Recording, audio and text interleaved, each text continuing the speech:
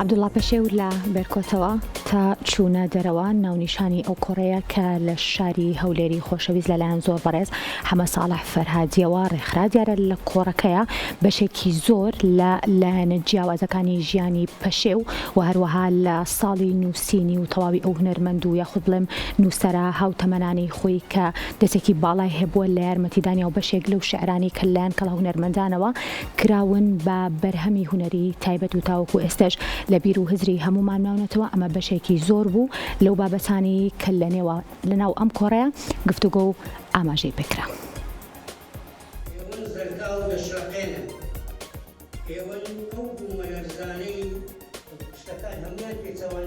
یەکێتی نووسەرانی کورد لقی هەولێر کۆڕێکی بۆ حەمە ساڵح فەرهادی بە ناونیشانی عەبدوڵڵا پەشێو لە بێرکۆتەوە تا چوونە دەرەوە ڕێکخست.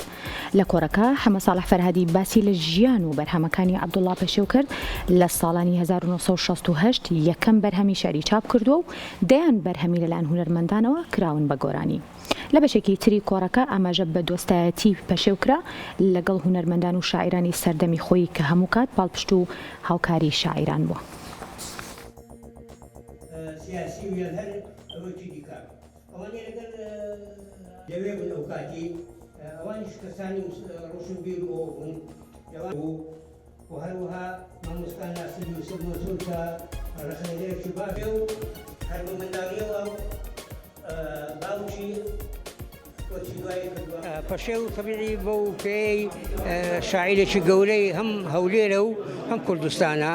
بەڕای من پێویست بوو نەک ئەو کۆڕەشی ئەندا پێویست بوو فستیڤالێک بە ناوی پەشێو بکرێ و چەند بابەتێکی دیکەش یعنی ڕۆژێکی تەواوی بۆ تەرخان بکرێ بە هەردوودانەوە چونکە پەشێو شێعرەکانی و چ هەڵوێستەکانی و چ جۆری هەڵس و کەوت و مامەلەی ئەوەی دێنی کە زیاتر بایەخی پێ بدرێ.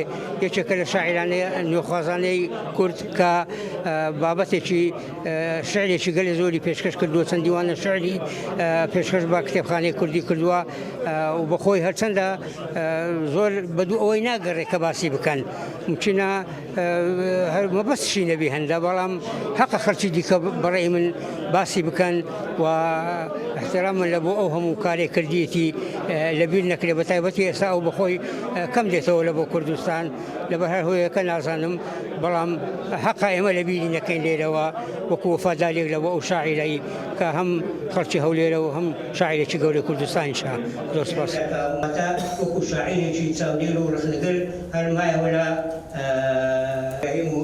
من لەگەری داوت بوون هەتا نێوەشە و تقریبان پێکەوە بوون قسە دەکرا قسەکانی ئەو شعرانەی گرتیتەوە لە ساڵی 65 هەتا 67